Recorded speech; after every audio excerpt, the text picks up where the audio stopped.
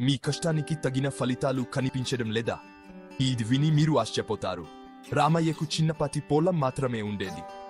కాని తన కుటుంబాన్ని పోషించడానికి అహర్నిశలు శ్రమించేవాడు. ప్రతి సంవత్సరం పొలంలో కష్టపడేవాడు. కాని పంటలు సరిగా రాకపోవడంతో అతని కుటుంబం ఇబ్బందులు పడేది. ఒక సంవత్సరం వర్షాలు పడలేదు. దాంతో పంట పూర్తిగా దెబ్బతింది.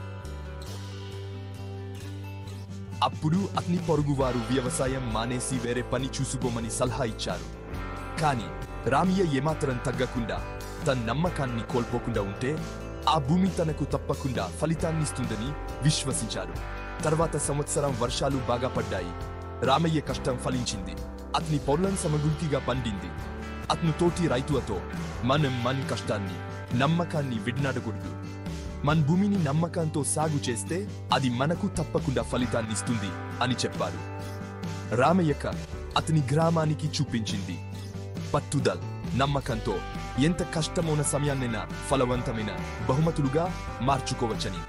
నేర్చుకోవాల్సిన విలువ కష్టపట్టం, నమ్మకం. ఇవే మన విజయానికి బలమైన సాధనాలు.